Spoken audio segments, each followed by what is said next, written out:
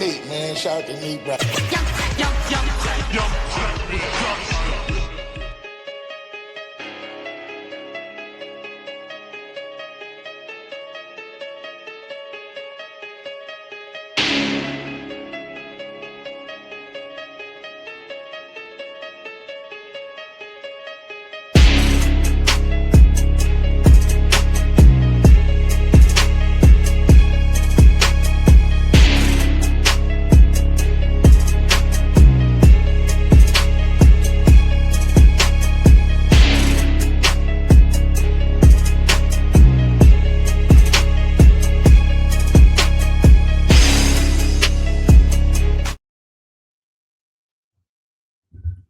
What up, what up, what up? Ladies and gents, boys and girls, you are now tuned in to a brand new video of Sportsway with Dray podcast. I'm your host with the most, the Hoods ESPN, Crystal Street's very own Dray. What's up, what's up, what's up? Once again, thank y'all for y'all continued support of the podcast. Keep it going, keep it growing, keep it flowing. If you haven't already, it's right there on the bottom of the screen. Subscribe to the channel. Again, almost at 1,000 subs, almost at that monumental 1K. So if you haven't already, hit that subscribe button. Truly would appreciate it. Also hit that notification bell so that way once a video is uploaded, you will get a notification. Like the video, share the video, leave a comment, tell a friend to tell a friend, all that good stuff. This video here, today is Friday. So y'all know what I do on Fridays. This is the 8th installment of Ask The Hoods ESPN, where, you know, people randomly throw me some questions, and my 5 favorite I go off of, and I choose those questions to answer. But I have a bonus one today, so I compromised. Some people was asking me, can I do 10? I was like, no, not doing 10. I said I'll compromise and do 7. But I have a bonus today, so it's not 7, so it's 6. It's 6 questions that I got, and that 6th one is probably gonna take a minute because it's a wrestling related question. A big event is happening this weekend, and I'll just leave it at there. You'll have to find out when the last question comes because I'm gonna save that question for last. But yeah. Ask the Hoods ESPN Part 8. So, Part Ocho. So, there you have it. So, let's get straight to the first question. But before I do that, if y'all have any questions for me, hit me up on Instagram. My Instagram handle is Dray1985. Hell, you can even leave me a comment on this video. Like, hit me in the comments and let me know. So there you have it. Some of the questions basically come from there, and then I have some of my, friends that I know, they'll DM me and they'll throw me some questions or whatnot. But these questions here, I want to just shout out 2 people in particular. Sportshead BK. We've been connecting lately with some of my videos or whatnot. We interact with each other through the comments. He threw me some questions, and shout out to my man Mike. I used to work with him. I actually shouted him out, and I think one of my previous videos, he threw a couple of questions at me too. So those 2 are instrumental in these questions that I got for y'all. So it's time to get to it. It's almost 5 minutes and we ain't even get to it yet. So let's get to the first question. So the first question was by my guy, Sportshead BK. He has his own podcast. So I don't know his actual name, but Sportshead BK was the YouTube handle. So this is his first question for your boy. If Benaje Laney Hamilton didn't get hurt and unrivaled last year, do we run it back with the Liberty? Well, I do remember last year, not the unrivaled year that just passed, the inaugural season for Unrivaled. I do remember her getting hurt in Unrivaled. And to answer your question, if Laney Hamilton didn't get injured in Unrivaled, because remember, she didn't play all last season in the W, hence to why they suspended her contract. So that way she wasn't a free agent, and now she's back with the Liberty this year. If she didn't get hurt and unrivaled last year, would the Liberty have run it back and went back to the finals?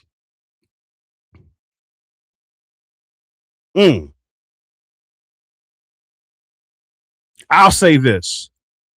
Had she didn't get hurt, and then with the addition to Natasha Cloud, I can definitely see a scenario where we possibly get back to the WNBA finals. Would we have beat the Aces? I don't know, but we definitely could have got back to the finals. We definitely could have got back to the finals because, again, when the Link played, they wasn't at their best. They struggled with the Valkyries. Luckily, they got through with them. And then obviously we know what happened with the Phoenix Mercury. And that was the team that we actually lost to. We lost to the Phoenix Mercury. If Laney Hamilton would have played, we definitely would have beat Phoenix. Definitely. We definitely would have beat Phoenix. Minnesota, I'm almost certain we probably would have had to take them out in 5 games.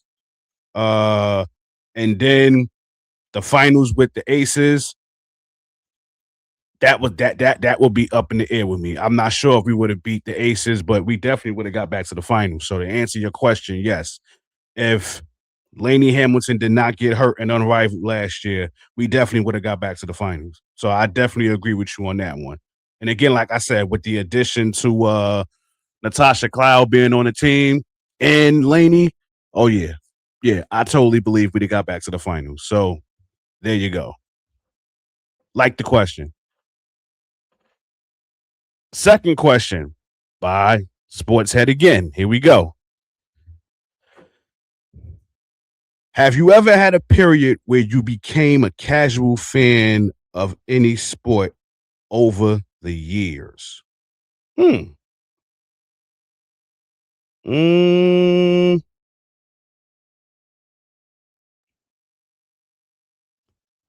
Does soccer count? I would say soccer because, again, me personally, I don't really watch soccer like that. I'm not going to sit here and act like I do. And the only time I really, really get into soccer is when, it's World Cup time or Olympics time. When it's time to rep for the U.S., that's probably the only time I'm watching soccer. The only time. So if you want to count that as being a casual fan, then definitely. I mean, you could throw hockey in there too. There's times I'll be bored out of my mind and I'll watch a hockey match. I'm not gonna sit here and say I watch it all the time because I mean the only sports that I really, really, really watch like that is basketball, baseball, and football. And tennis, obviously when it's on TV, because they don't really show tennis like that. They mainly show it like when it's major time, like when it's the Australian Open, French Open, which is about to happen, I think in June, if I'm not mistaken, Wimbledon and US Open.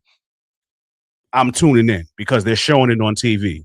But I would say soccer. Yeah, I would say soccer because I'm only watching that when is, rep your country time. So that's the only time I'm really watching soccer. So yeah, that's the only time I could say I've been a casual fan of any sport. So yeah, there you go. Third question. Here we go. Sports head again.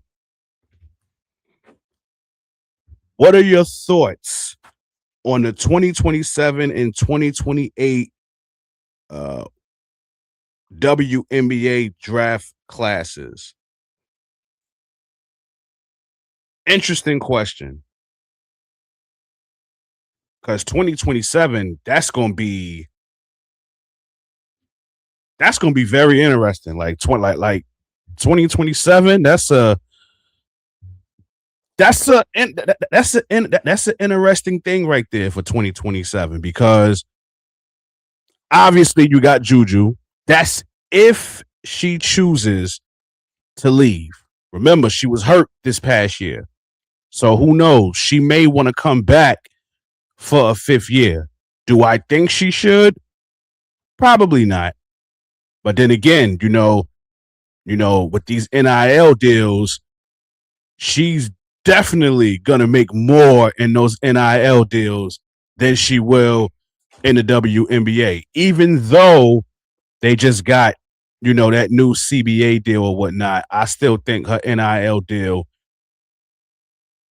leapfrogs, beat shit down the WNBA contract that she would get in her rookie year. Because AZ Fudd got about 500 stacks in her rookie for her rookie contract. And then again, the CBA, the salary goes up next year. So if she was to come, I still think her NIL money will be over that. So yeah, you got Juju if she chooses. You got Madison Booker. You got Hannah Hidalgo. Adi Crooks is also in that class as well. Florali, that used to play for Dawn Staley and now play at LSU with Kim Mulkey. That draft class will be very interesting in 2027. For sure. And then 2028, I mean, the only person that I can think of for 2028 is Sarah Strong. That's the only person that I can think of. Unless she comes out next year. Because I know some players that didn't stick around for 4 years. They graduated in 3 and went to the WNBA. Candace Parker is the first person that comes to mind. She's the first person to come to mind. She didn't play her senior year. She left after her junior year. After Tennessee won that 2008 national championship against, I'm trying to think. Was it Rutgers or Stanford? I'm trying to remember. It might have been Stanford, because I know a few days afterwards was the WNBA draft. Candace went first. Sylvia Fowles went second, and Candace Wiggins went third. So, yeah. So let's throw the hypothetical out there. Let's say UConn bounces back next season and they win the national championship.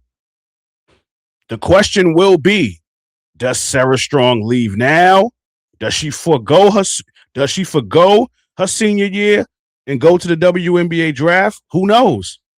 So listen, at the end of the day, regardless, the future is bright for the WNBA. The future is bright regardless. And as God is my witness, I said this. I said the 2024 draft, that draft in particular, I said the changing of the guard has happened. Like, women's basketball is on a whole nother level now. And it started with that 2024 draft. Last year's draft was good. Obviously, the one that just passed was good. It's a lot of promising talent in this draft that's going to shine. And 2027, I believe, will be the same thing, and 2028 as well. So, yeah, the future is bright. That's my thoughts. The future is bright for all of the draftees. That's gonna for the majority of the draftees for the 2027 and 2028 WNBA draft with all the names I just mentioned. So there you have it. All right, those were all the questions by my man Sportshead BK. Now, these last three was from my man Mike. So let's get to his first question. Here we go. What do you think needs to be done to these umpires who consistently make the wrong calls? Wow. For those of y'all that watch baseball, they have this new thing now called the ABS system, where you can actually, you can literally you can literally appeal a strike call. If you think it was a ball and the umpire calls it a strike, all you got to do is tap your helmet and then bam, they stop the game and they go over and they, show the ABS, the ABS system on the screen. And if you're right, they change the call. Now, see, me personally, this is an interesting question. Because as somebody that loves baseball, I've seen plenty of umpires make some bad calls. Bad calls. I think with this new system now, a lot of them has been getting exposed. A lot of them. So what do I think needs to be done? I mean, if you're constantly making wrong calls, I think pretty soon you need to get fined. That's the first step.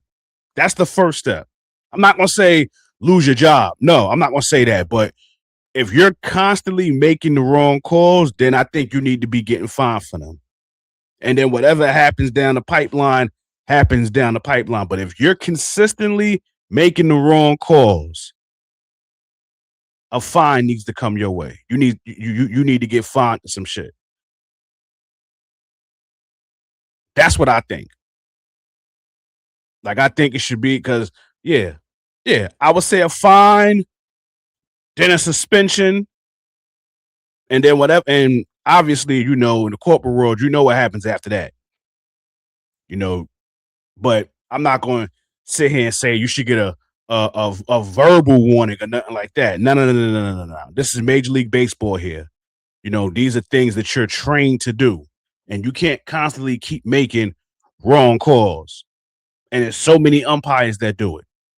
And it's not even just umpires behind the plate. Like, there's umpires that be at first base, make a wrong call. Second base, make a wrong call. Third base, make a wrong call. So it's not just the umpire that's behind home plate. Now, they're going to be the ones to get, the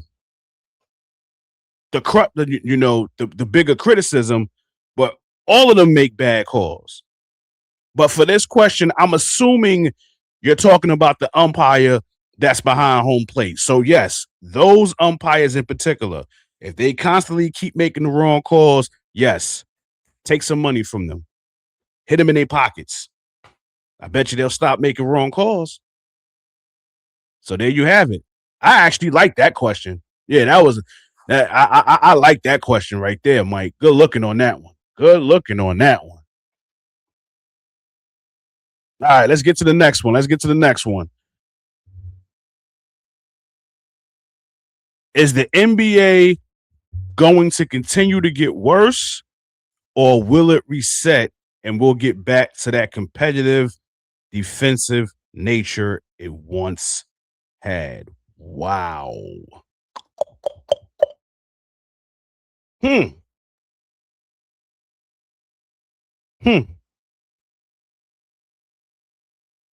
I think with the game being so Euro League-ish now,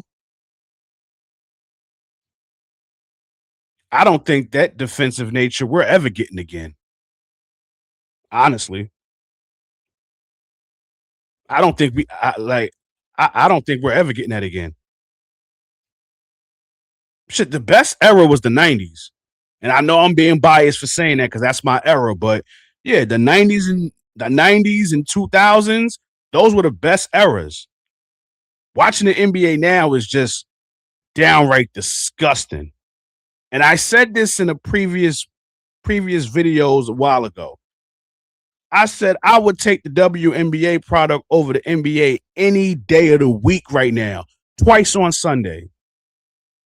I can't stomach the NBA. I honestly can't. Like the playoffs is about to start this weekend. I got to be bored out of my mind to tune in. I mean, I'm an NBA fan at heart, so I'm definitely going to tune in. But those days of watching every game, oh no, that's not happening. No, not every game. Absolutely not. No. So yeah, I don't ever think we getting back to that competitive nature. I don't think we ever getting back to it. Even when LeBron retired, even when Steph decides to hang it up, or even when KD decides to hang it up, because obviously they're the last of the Mohegans from that era, right? Yeah, I don't see it. I hope I'm wrong. But yeah, I don't see it. I don't see it resetting. It can't get any worse than what it is now. You got dudes like really flopping like crazy, getting these calls. It's ridiculous. Like it's it's disgusting what we're subjected to watching right now. So yeah, there you have it. Yeah. It's crazy, bro. It's crazy. It's very crazy. So no, I don't see it. I don't see it resetting at all. All right, let's get to the bonus question. Now, this question going to take a while for me to answer. It's going to take a while because, like I said, there's a big event happening this weekend in the wrestling world, in the sports entertainment world. Obviously, we're in the month of April, so if you are a wrestling fan or a WWE fan like myself, true WWE fan, then you know the Showcase of the Immortals is happening this weekend. WrestleMania 42 in Vegas again, like last year. So the question that my man Mike has for me, this is the bonus question. WrestleMania predictions. Now, y'all going to have to bear with me because it's a lot of matches. I think it's about 13 matches, if I'm not mistaken. So what I'm going to do is I'm going to go by night 1 and night 2 and give a quick prediction. And then we can get off of this. So, but see, here's the beauty thing about this WrestleMania. Night 1 and night 2, I believe they're showing on ESPN for free.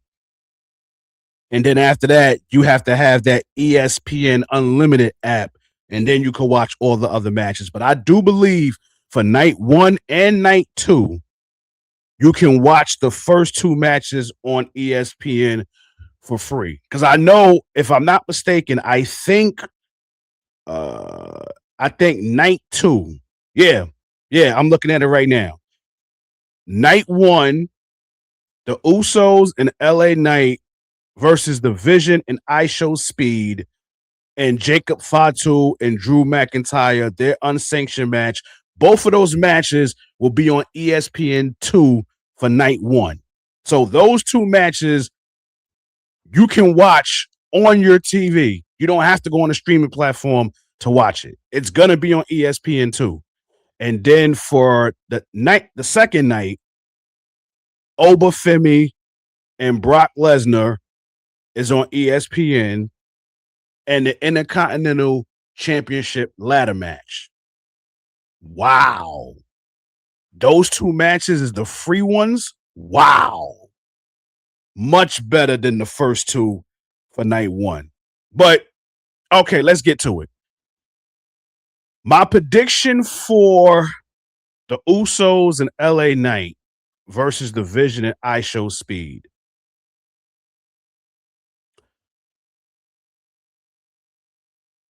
Originally, I had the Usos and LA Knight winning. But something interesting happened today on Cam and Mace's It Is What It Is podcast. Jay Uso was a guest there, and him and Cam had a little back and forth. And then Jay Uso just literally picked Cam up from behind the desk and just threw him on the floor. Now, obviously, it was a little scuffle or whatever. So my belief is, this is just my belief. Something tells me that Cam is going to show up at WrestleMania now. And what I believe is somehow, some way, he's going to cost them the match. Or maybe this could be a scenario where after the match, he shows up and they somehow build a storyline for SummerSlam. Or maybe they'll do it for Backlash. I'm not sure. I am not sure. But yeah, I can see that happening. So yeah, the first match I can see. I can see the Vision and iShow Speed winning. If that scenario happens with Cam showing up, which I think will happen. All right. Jacob Fatu, Drew McIntyre, unsanctioned match. Man, listen, man. I think Drew should get the dub. Drew has been getting shitted on like crazy in the WWE. So I think it's about time he has a big moment. And I think he should get his moment at WrestleMania. So I think he should get I think he should be the one to go over in this match. I like Jacob Fatu, don't get me wrong, but I think Drew McIntyre should get the dub. Women's World Championship. Stephanie Vaquer and Liv Morgan. I'll say this, out of all the women matches on this card, whether it's night 1 or night 2, this is my favorite one because Stephanie Vaquer and Liv Morgan have been cooking. They've been cooking. You understand what I'm saying? I'm going with Liv Morgan. I love me some Liv Morgan. Love me some Liv Morgan.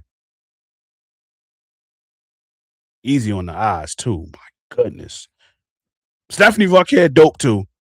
But yeah, I can see Liv winning this. And besides, Stephanie Vaquer, her title run, if I had to give a grade, I give it a C+.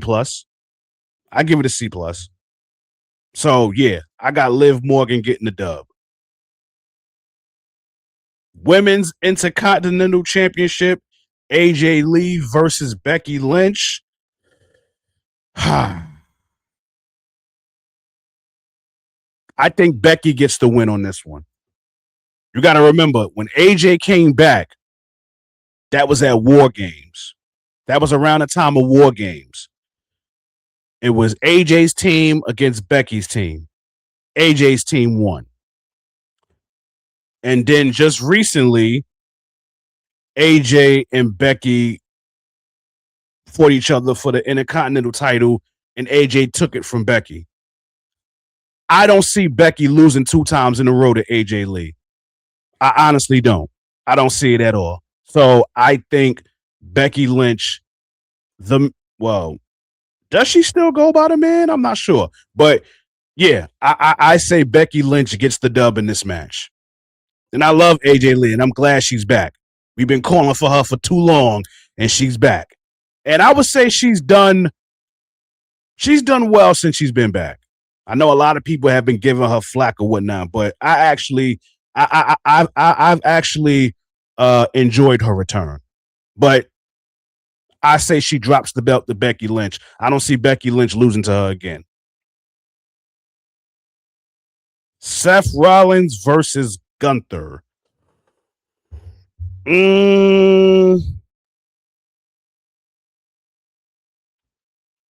This match is a toss-up, if you ask me.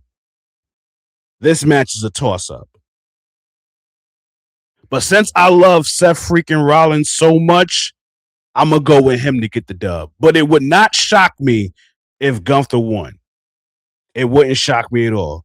It also wouldn't shock me if Braun Breaker makes his return, because he's been out for a while. So it wouldn't shock me that he came out and cost Seth Rollins the match. So this is going to be an emotional pick for me. I'm going to go with Seth freaking Rollins to win, but it wouldn't shock me if Gunther won.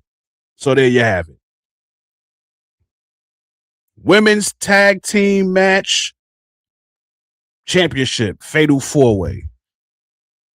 Bayley, Lyra Valkyria, the Irresistible Forces, who are the tag team champs, Nia Jax and Last Legend, Charlotte Flair and Alexa Bliss, and unfortunately, the Bella Twins. My prediction is this, and I'm going to be so upset when it happens, because I know it's going to happen. I know it's going to happen, and I'm not going to be too thrilled with it, and I hope to God the WWE Universe is not okay with it. So when it does happen, I hope that next night, well, Monday night, because you know the Monday after Mania be crazy. I hope they give crazy heat to the Bellas. Because first of all, they shouldn't be in this match. But something tells me that they're going to win this match at Mania. Something tells me that.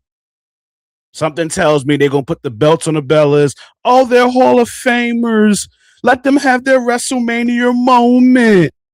Yeah, something tells me that's going to happen. And I'm not going to be I'm going to be pissed off if that happens. So I'm trying to prepare myself because I truly believe that's going to happen. I'm almost certain. I'm about 85% sure that that's going to happen. That the Bella Twins are going to win that fatal 4-way for the women's tag title. And then we get to the undisputed championship match with Randy Orton and Cody Rhodes. Okay. Listen, I want Randy Orton to win. What is it? I think he's a 13-time world champion. Word, it's time for him to get number 14. It's time for him to get number 14. I like Cody Rhodes, but to be honest with you, man, his title runs have been very, very boring. And I hate this whole Pat McAfee thing. Like, why is he even involved in this, man? Why? Like, you already had the storyline. Randy Orton, Cody Rhodes. That's 20 years worth right there. You don't need no damn Pat McAfee for this. And I'm glad they're getting flack for this. They're getting so much flack for this because this was something that we didn't need. It could have just been Randy Orton and Cody Rhodes. Like, if you wanted to add somebody to this storyline, it would be Ted DiBiase Jr. He just got acquitted of those, charges or whatnot. So have him come back and be a part of this storyline in some way. Because remember, they was a part of Legacy. I don't understand why Pat McAfee is a part of this, but yeah, Randy Orton, I'm going with him to get the dub. So that's all night one. Let's get to night two. Because I'm on 34 minutes. Like I'm usually done by this time, but I did say that this last question was going to be a while. So let's do this real quick so we can get up out of here. So now we on night two. Now again, the first two matches for night one and night two is on ESPN and ESPN2. So the first four matches of the event for both nights are free. Obafemi, Brock Lesnar. Brock Lesnar is going to go over in this match. If you've been paying attention, which I have, because, I watch Raw because it's on Netflix. Ever since Brock laid out that challenge to anybody, because he wanted to be at Mania. He called anybody out. Obafemi has accepted. And ever since then, Obafemi has had the upper hand on Brock Lesnar every single Raw.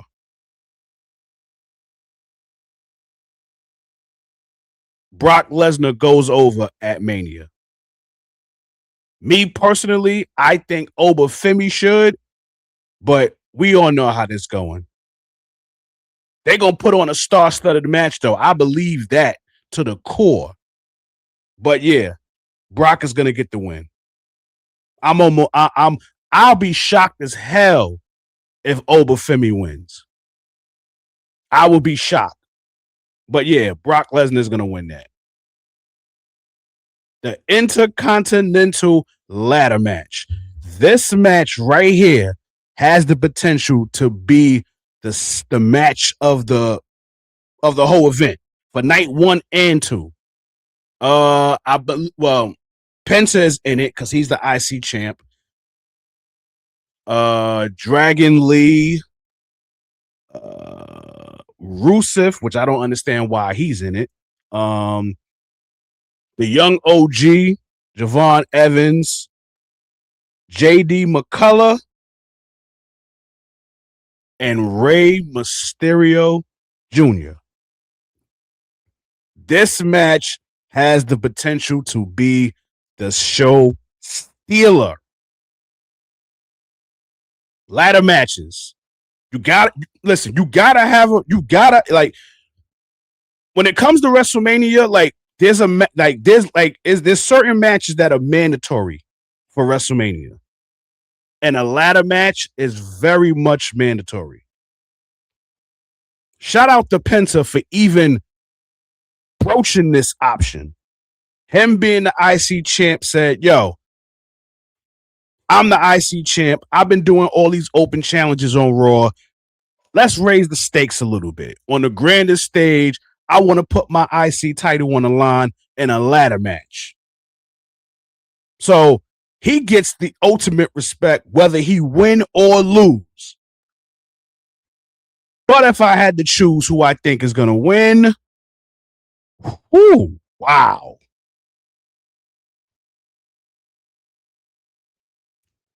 I'm going to throw a curveball with this one. I'm going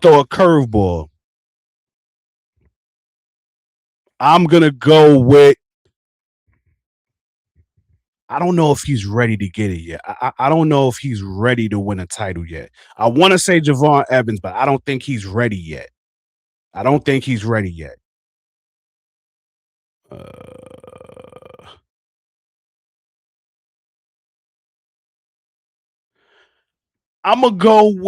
throw a curveball. I'm going to go with Rey Mysterio.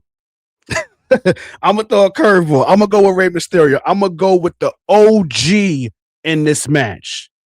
I'm going to go with Rey Mysterio to get the dub. I'm going to go with Rey Mysterio. And I've actually enjoyed Penta's title run, but I say he drops it at Mania and Rey Mysterio wins the match. I can see that happening. Next is the WWE Women's Championship. Me personally, I'm so not invested in this women's match. And I love Rhea Ripley. Jade Cargill, she all right. But obviously, out of all the women title matches, this is the one that's the most predictable for me. Rhea Ripley is going to win. Now, I have a twist, though.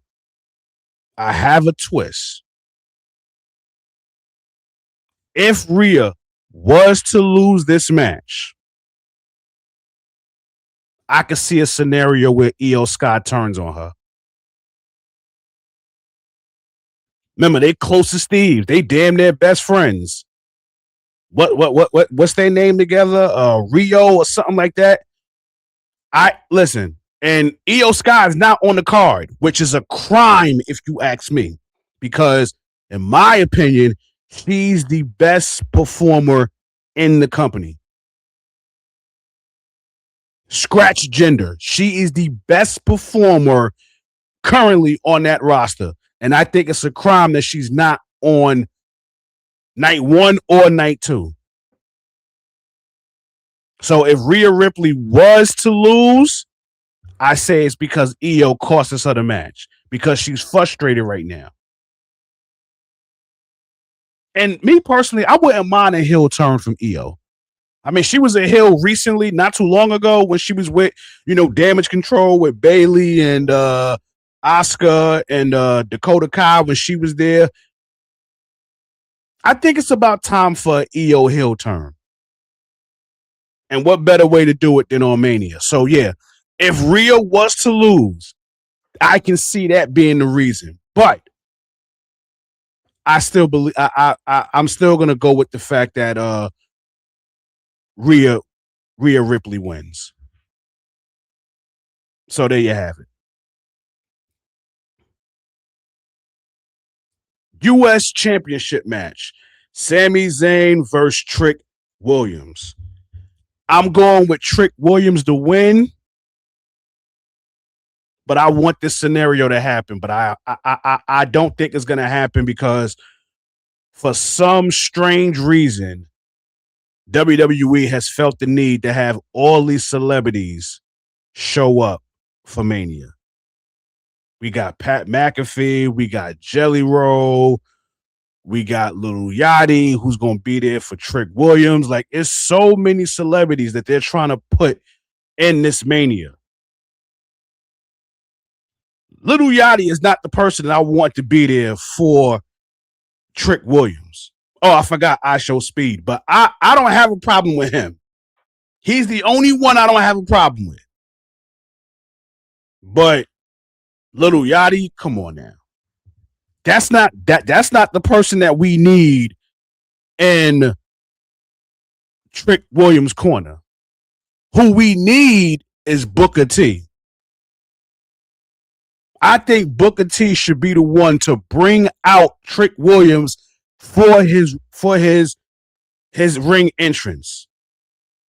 I don't think it's gonna happen because obviously, like I said, Lil Yachty has basically been in his corner to build up this match. So I don't see that happening, unfortunately. But Booker T was the person that should have been there. But I still think Trick Williams is gonna win. Like, he's so over with the WWE universe right now. So I can see him going over in this match. So yeah, I'm going with Trick Williams to win that match. Finn Balor, Dominic Mysterio. Well, let me say Demon Balor, because Demon Balor is coming for WrestleMania. It's not Prince DeWitt. It's not the regular Finn Balor. Oh no, Demon Balor is coming, and I say he gets the dub over Dominic Mysterio. That's a quick prediction right there. And then last but not least, we have the World Heavyweight Championship match with CM Punk and the Tribal Chief Roman Reigns. I love CM Punk. And the promos that him and Roman Reigns have done to build this match have been top notch. They've had their little spats here and there. They both put each other through tables. Well, the announcers' tables. I'm very much interested. But then I'm saying to myself, do both big titles change hands at WrestleMania? Because the way I'm looking at it, the two big titles at Mania for the male and female have the potential to change hands. Now, do I think they will? Probably not. But again, this is just my prediction. It could be wrong. I definitely could be wrong. But I do know this. Roman Reigns is definitely winning. Roman Reigns is definitely winning at WrestleMania. You can bet that. The tribal chief will win at WrestleMania. Fuck it. I do think they're gonna put on a studded match though. They gonna put on though. I know that. I know that for sure. So yeah, so there you have it. That's my prediction for WrestleMania. Mike, thanks for the question. So now I don't have to do a prediction episode to get ready for Mania because I was thinking about doing it, but since I got this question here, didn't need to. But who knows? I might do one anyway. Who knows? I just might do one anyway. But thank you for the question. And again, for anybody out there that has a question for me, and I mean any question, like it could be sport related, it could be hip hop related, it could be it could be entertainment related. Ask your boy a question. Ask the Hoods ESPN. And if I enjoy the question, if it's something that I would like to answer, you might just see it on a future Ask the Hoods ESPN. So again, hit me in the comments with your questions. Hit me up on Instagram. My Instagram handle is DrayDay1985. Hit me up on Facebook. Same name, Dray. I mean, there's plenty Dray Days out there, but obviously you see this face, you'll know who it is. And then just throw me your questions. Just throw me your questions and then we'll take it from there. But it's a wrap for this video.